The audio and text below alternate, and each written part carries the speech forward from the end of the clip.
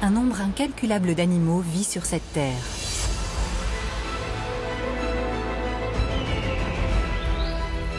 Chacun a évolué de manière à s'adapter à un habitat particulier. Que ce soit dans les airs,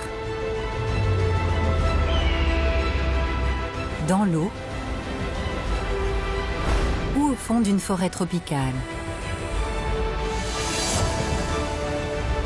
La nature est belle, mais fragile, car les liens qui unissent un animal à son environnement sont complexes.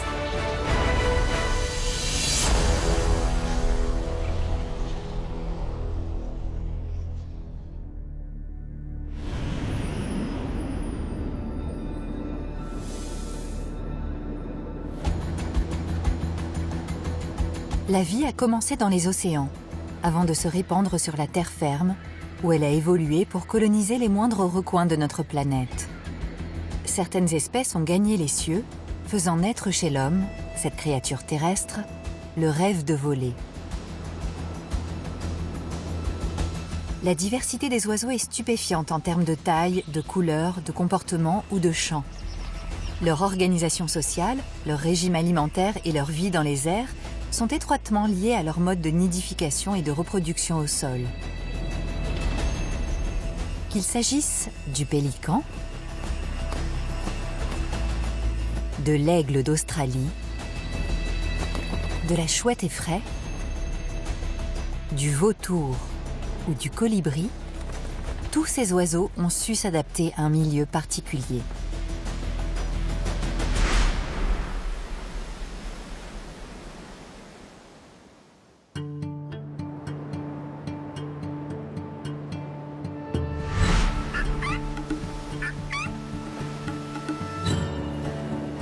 Les pélicans sont parmi les oiseaux les plus lourds capables de voler. Leur décollage est laborieux, l'atterrissage maladroit, mais leurs performances en vol sont remarquables.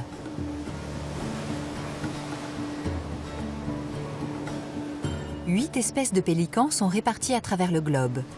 On en trouve des régions tropicales jusqu'aux zones tempérées et sur tous les continents, à l'exception de l'Antarctique.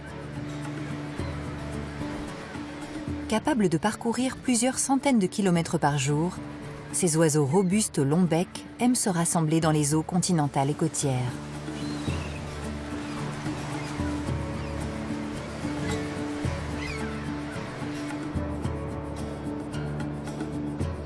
Le pélican dispose sous la peau d'un réseau de sacs aériens qui se ramifie jusque dans les eaux et allège son corps. Il est plus léger qu'il n'y paraît, ce qui l'aide à gagner les airs. Les sacs aériens offrent aussi une protection contre les impacts lorsque les pélicans plongent dans l'eau pour attraper des poissons. Ce sont encore les sacs aériens qui offrent aux pélicans cette incroyable flottabilité. Il reste bien à la surface de l'eau, tandis qu'il pagaie avec ses pattes puissantes aux pieds palmés. Il travaille en communauté pour encercler les bancs de poissons en battant des ailes à la surface de l'eau, afin de les repousser vers les eaux peu profondes. Puis, à l'aide de leur poche gulaire, la poche membraneuse qu'ils ont au niveau de la gorge, ils engloutissent leur prise avec quelques litres d'eau de mer. Contrairement aux idées reçues, les pélicans ne transportent pas la nourriture dans leur poche. Ils jettent leur tête en arrière et évacuent l'eau en avalant le poisson. Les pélicans ont le plus long bec de toutes les espèces d'oiseaux.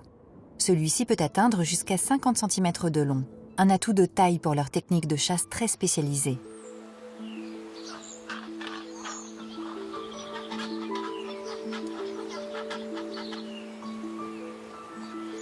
Parfaitement adaptés à la vie sur l'eau, les pélicans sont remarquablement équipés pour le vol. Des rangées de plumes supplémentaires génèrent une poussée complémentaire. Ainsi, les pélicans peuvent compenser leur poids qui peut atteindre une quinzaine de kilos. Grâce à cette grande envergure de plus de 3,50 m chez certaines espèces, le pélican est parfaitement adapté pour planer. Il exploite les courants ascensionnels d'air chaud et les vents dominants. Cette aptitude au vol à voile lui permet de s'élever à une altitude de 3000 mètres, où il adopte une position aérodynamique pour parcourir de grandes distances avec une efficacité maximale.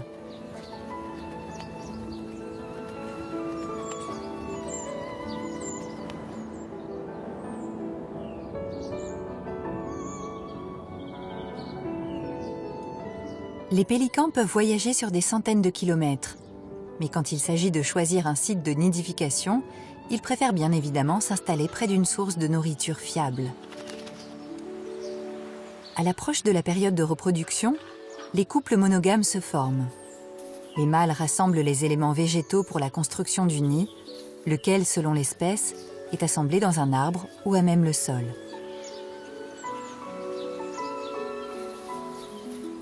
Les parents se partagent l'incubation des œufs. Environ 1 mois après la ponte, les oisillons voient le jour.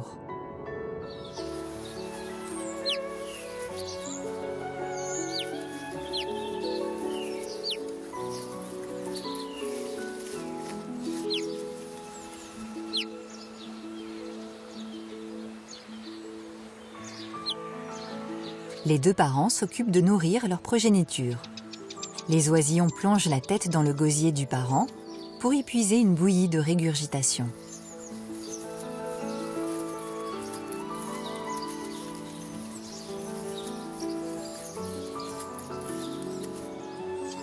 Les pélicans sont directement menacés par la diminution des stocks de poissons. Ils sont aussi pris au piège par les débris industriels qui flottent à la surface de l'eau, le plus souvent avec des conséquences fatales. Mais en dépit de ces dangers, la population de la plupart des espèces de pélicans demeure stable.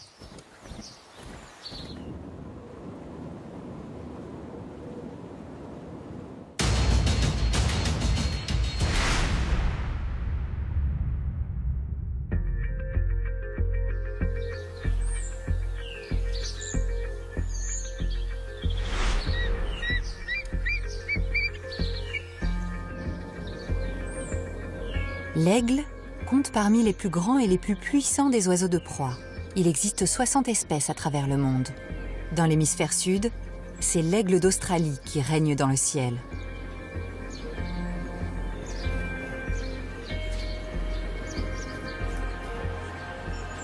Il occupe un habitat que l'on retrouve en Papouasie-Nouvelle-Guinée, en Indonésie et en Australie. Ce rapace affectionne les régions légèrement boisées, où les proies sont aisément repérables depuis le ciel.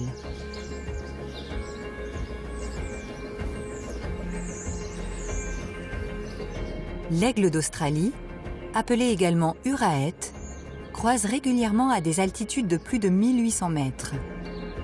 Il peut planer des heures durant sans le moindre battement d'ailes pour observer la vie en contrebas.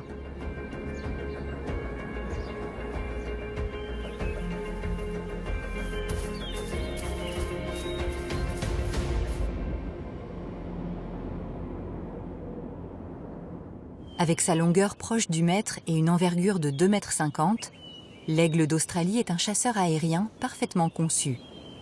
Il figure parmi les plus grands aigles du monde. Pourtant, avec un poids de près de 5 kg, il est relativement frêle par rapport à d'autres espèces.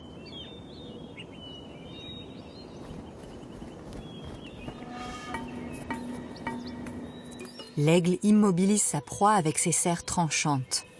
On estime qu'elles sont capables de serrer 10 fois plus fort qu'une main d'homme. Son bec épais et crochu lui permet d'arracher la chair des os. Ses yeux énormes lui assurent la plus grande acuité visuelle de tous les animaux connus.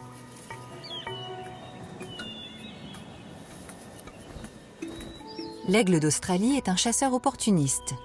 Ses proies sont variées et incluent notamment les mammifères, les reptiles et même d'autres rapaces. En Australie, le lapin, qui est une espèce introduite, est également au menu.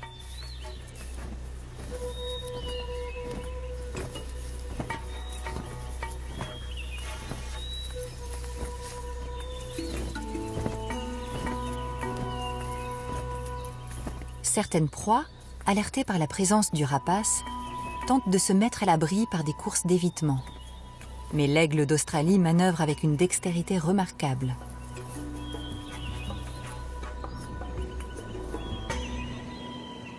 Entre 2 séances de vol, il vient se percher à la cime des arbres ou sur d'autres postes d'observation à découvert. Mais il garde toujours un œil sur la prochaine opportunité.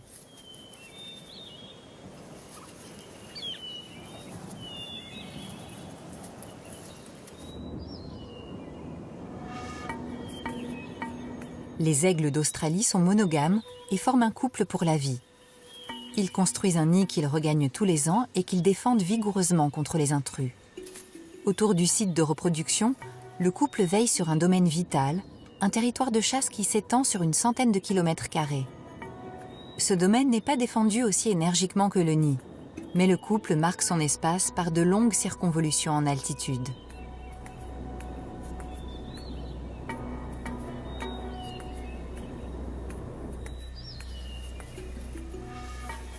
Autrefois, les chasseurs d'aigles bénéficiaient d'une prime d'encouragement, car on croyait le rapace responsable d'attaques sur le bétail. Mais dans une certaine mesure, cet oiseau de proie a bénéficié de l'activité humaine. Ses proies se sont diversifiées grâce aux espèces introduites, et dans certaines régions, la déforestation a étendu son territoire de chasse. Cependant, la perturbation de son habitat peut grandement affecter son cycle de reproduction.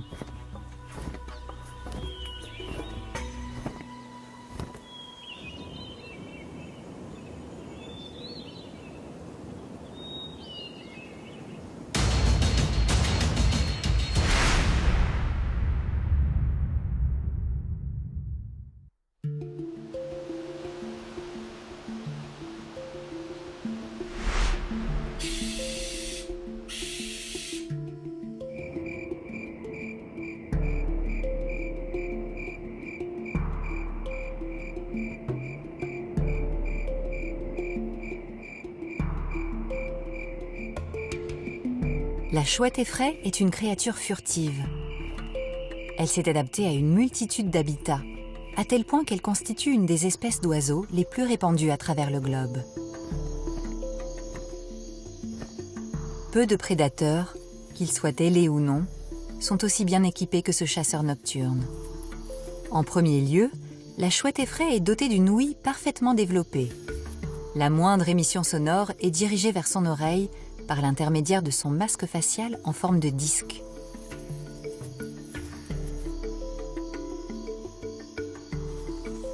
Le vol de ce rapace nocturne est sinistrement lent et silencieux. Ses ailes sont garnies de plumes douces dont le bord externe est recouvert de dentelures. Ce sont elles qui réduisent le bruit de l'air circulant le long du corps de l'animal. Ainsi, lorsqu'elle chasse, la chouette perçoit mieux les sons émis par ses proies, ce qui lui permet d'ajuster sa trajectoire en conséquence. L'approche silencieuse du rapace prend toujours sa victime au dépourvu.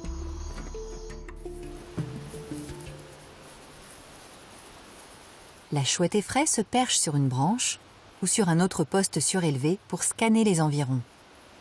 Elle affectionne surtout les proies au sol et privilégie notamment les petits rongeurs. Qu'ils se faufilent à travers la végétation ou sous un manteau neigeux, rares sont ceux qui échappent à l'ouïe fine du prédateur. Ce dernier fond sur sa cible en manœuvrant ses grandes ailes et ouvre ses longues serres effilées pour couvrir une large zone d'impact au moment de saisir sa proie.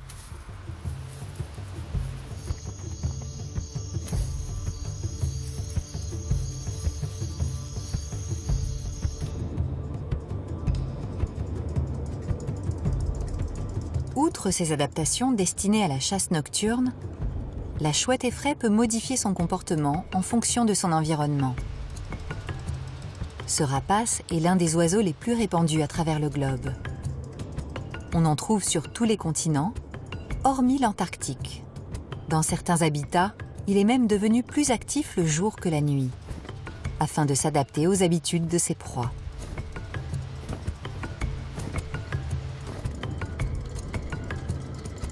Dans la lumière comme dans l'obscurité, les grands yeux de la chouette lui procurent une vue exceptionnelle.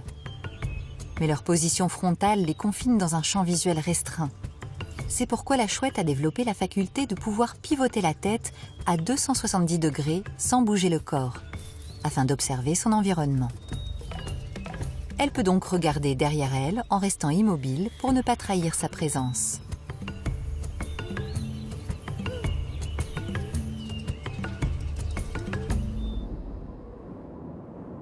Ces oiseaux, qui affectionnent les espaces ouverts, ont profité de l'expansion de l'agriculture. Les sites de nidification sont souvent encouragés autour des terres cultivées. car parce qu'elles consomment proportionnellement davantage de rongeurs que tous les autres animaux, les chouettes constituent un moyen naturel d'éliminer les nuisibles. Les produits toxiques, comme les raticides, sont dangereux pour la plupart des chouettes effraies. Cependant, l'avenir de cet oiseau étonnamment polyvalent semble assuré à travers le monde.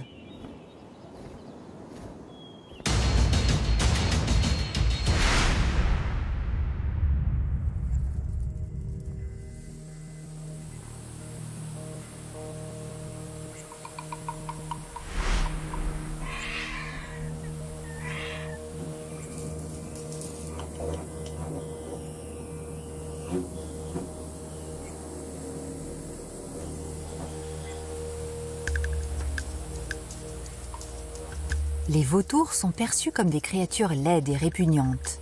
Pourtant, elles remplissent un rôle essentiel dans les écosystèmes des régions du globe où elles sévissent.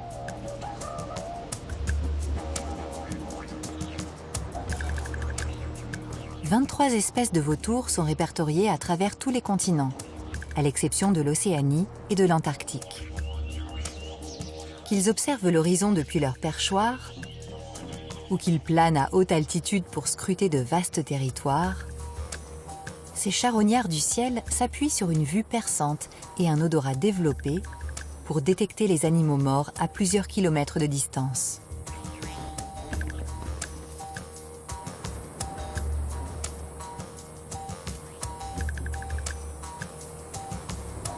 Il est rare qu'ils s'attaquent à des créatures vivantes. Les vautours se sont adaptés pour se nourrir presque exclusivement de charognes. Fait rare pour des membres de la famille des rapaces, ce sont des animaux grégaires qui se perchent et se nourrissent en larges groupes. Leur nature sociable est un atout lorsqu'il s'agit de surveiller d'autres concurrents nécrophages au sol.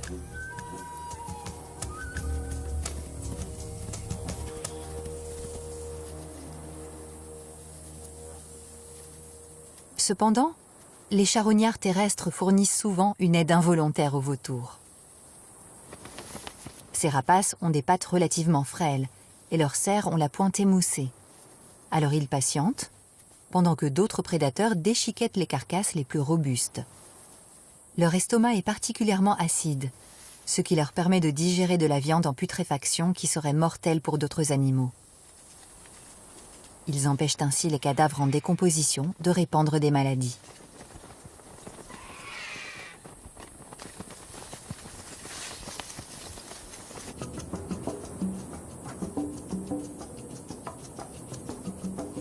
Souvent désignés comme les oiseaux croque-morts, les vautours sillonnent les airs pour repérer les animaux malades ou vulnérables. Mais si les plumes de ces charognards leur sont indispensables pour voler et repérer leur nourriture, elles peuvent aussi les exposer à des infections. C'est ce qui explique pourquoi les vautours ont cette tête nue, si caractéristique. Cette particularité leur permet de se nourrir sans que les parasites et les bactéries s'infiltrent dans leur plumage et engendrent des maladies infectieuses.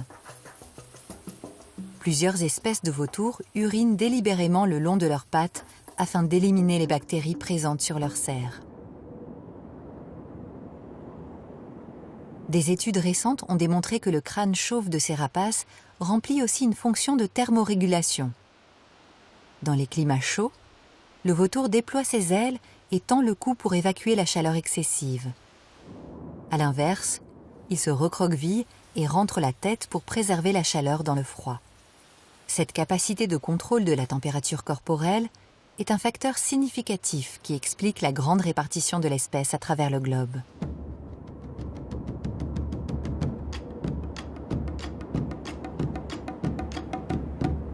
En dépit de leur système digestif particulièrement résistant, plus de la moitié de toutes les espèces de vautours sont menacées d'empoisonnement par les produits vétérinaires utilisés pour le bétail. Les individus meurent après avoir ingéré la chair d'animaux traités. Certains pays ont déjà interdit l'utilisation de ces produits, afin que ces créatures uniques continuent de garantir la santé des écosystèmes qu'elles occupent.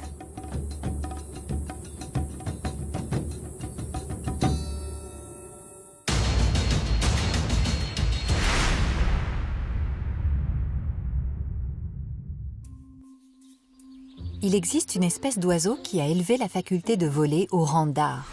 c'est le colibri.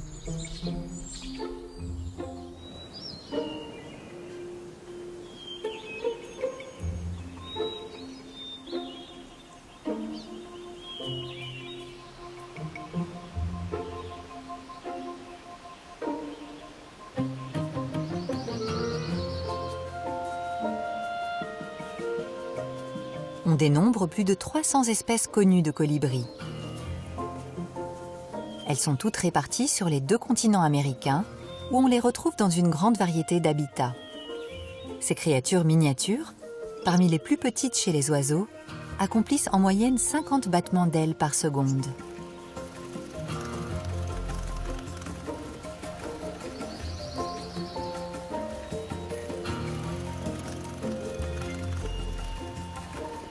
La vitesse des battements permet à l'artiste d'accomplir certaines prouesses impressionnantes.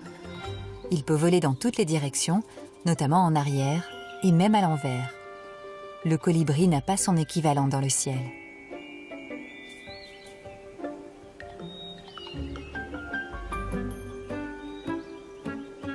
Le colibri se nourrit essentiellement du nectar des plantes. Il est capable de voler sur place avec une efficacité inégalée dans le monde naturel ou artificiel.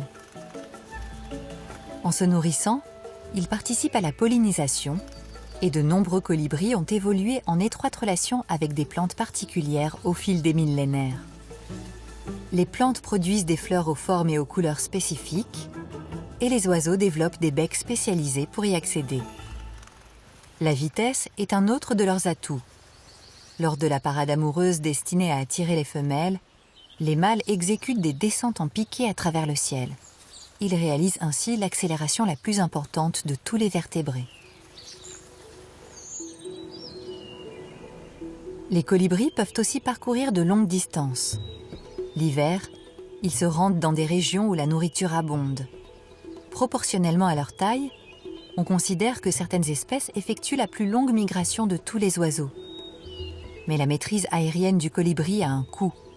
Lorsqu'il vole, son métabolisme est le plus gourmand en énergie du règne animal, à l'exception des insectes, ce qui implique qu'il doit ingurgiter plus de l'équivalent de son poids en nectar au quotidien.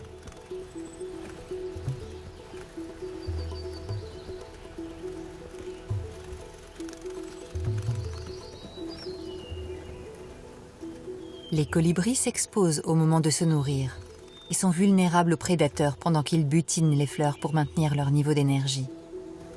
Proportionnellement à leur taille, ils disposent du plus gros cerveau parmi toutes les espèces d'oiseaux.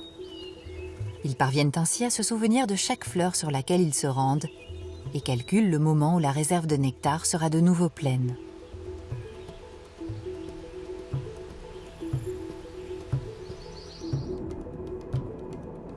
Leurs œufs sont les plus petits de la famille des oiseaux, mais demeurent cependant relativement gros compte tenu de la taille de l'espèce. Les colibris utilisent fréquemment la soie des toiles d'araignée pour tisser leur nid. Ce sont des constructions modulables en fonction de la croissance des oisillons.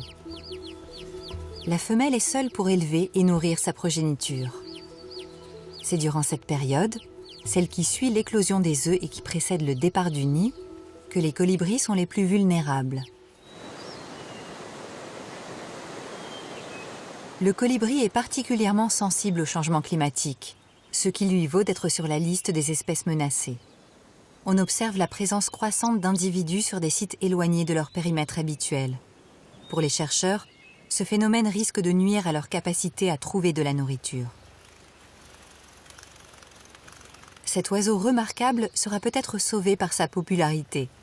Certains amoureux de l'espèce installent des mangeoires dans leur jardin qui permettent aux oiseaux de se ravitailler quand les temps sont durs.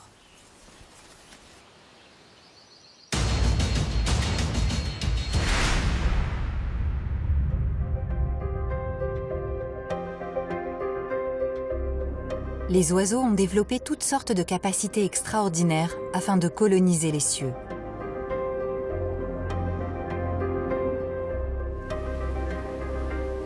Il en existe près de 10 000 espèces.